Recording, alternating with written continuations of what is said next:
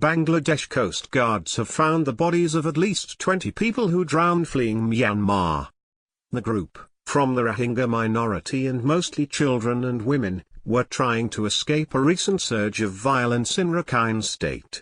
The crisis erupted after Rohingya rebels attacked 30 police stations last Friday, triggering a military response.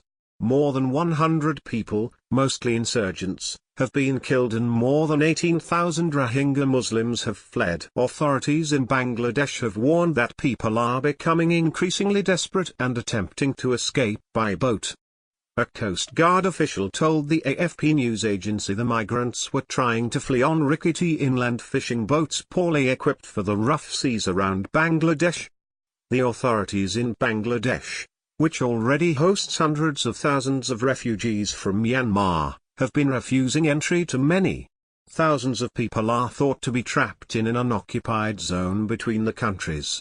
Independent confirmation of the figures is almost impossible as few journalists are given access to the volatile region. Aid workers giving emergency shelter and food in Bangladesh said the refugees were in a very, very desperate condition.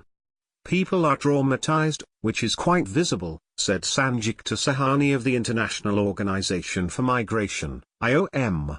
About a dozen of the new arrivals had recent bullet wounds, said aid workers. Rakhine, the poorest region in Myanmar, also called Burma, is home to more than 1 million Rohingya.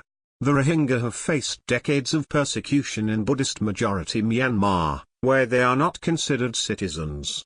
There have been sporadic waves of deadly violence in recent years. The current escalation is the most significant outbreak of violence in Rakhine since October 2016, when 9 policemen died in similar attacks on border posts. The violence comes just days after an international commission led by former UN Chief Kofi Annan warned of more radicalization if ethnic tensions were not addressed. Refugees arriving in Bangladesh accuse the military in Myanmar of raiding villages and burning down houses. With media access to Rakhine severely restricted, casualties and violence are difficult to verify.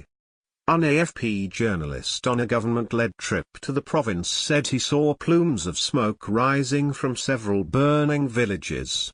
The government said that mine explosions and fighting continued, but blamed the militants for burning down houses and afterwards fleeing to the mountains. Along the main road in front of Kitupalong refugee camp, hundreds of Rohingya gather in small groups under the open sky. The vast majority are women and children. These people crossed the border under the cover of darkness, walked a long way or took an auto rickshaw if they could afford one, and reached this camp. They know if they are caught during the crossing, they will be sent back. But even after being sent back, they just keep trying again. Some say there is nothing left for them at home. Many of them have lost their family members. Many of the Rohingya crossing the border already have relatives in these camps. With their help, these people will probably also get some shelter here.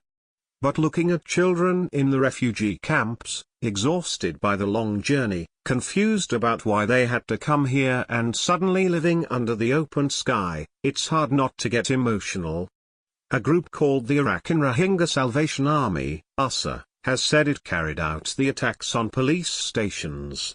The group first emerged in October 2016, when it carried out similar assaults on police posts, killing 9 police officers. Those attacks triggered a military crackdown that led to widespread allegations of killings, rape and torture of Rohingya, and an exodus of Rohingya into Bangladesh. The UN is currently investigating alleged human rights abuses by the security forces, who deny wrongdoing. ASA says its primary aim is to protect the Rohingya Muslim minority from state repression in Myanmar. Myanmar earlier in the week changed from using the term extremist Bengali terrorists to using ASA extremist terrorists in referring to the insurgents. The government claims the group's leaders have been trained abroad. Its head is Atullah, a Rohingya born in Pakistan who was raised in Saudi Arabia, according to the International Crisis Group. But a spokesman for the group told Asia Times that it had no links to jihadi groups and that its members were young Rohingya men angered by events since communal violence in 2012.